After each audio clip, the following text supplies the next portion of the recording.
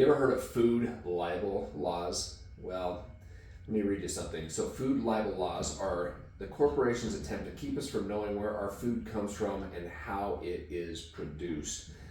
In an alarming move, Florida is considering expanding its food libel law to a provision to broaden food disparagement, restrictions.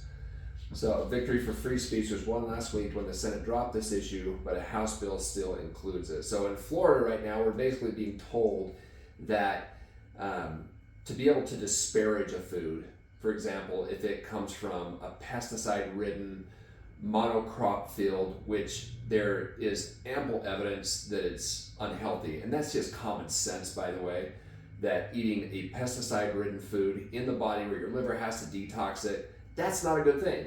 But now they're squabbling in court saying, well, this is going to have, you can't do that. That's food disparagement, right? Can't do that. Food libel.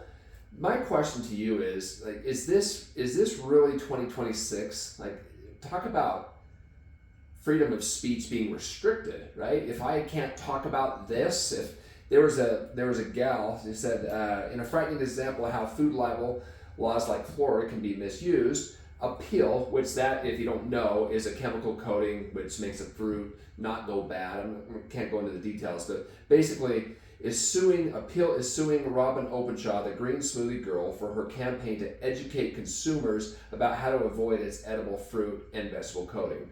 So I guess appeal is trying to, no pun intended, appeal to litigation that said, you can't have that thought, you can't educate consumers.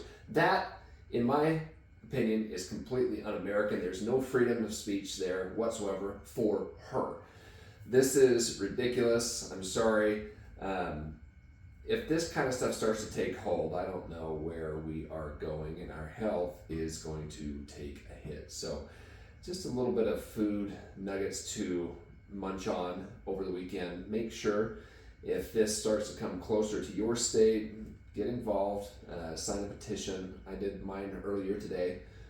This kind of nonsense has no place. What we put in our body, honestly, is sacred. We are what we eat. And if we're coming to a place in our country where we can't talk about these things, where we are restricted because of what a corporation says, or if we're putting them in danger, think about that. That is so backwards. I don't care if the corporation's profits are in danger. I care about the human being and if they are being put in danger because what they put into their body each and every day.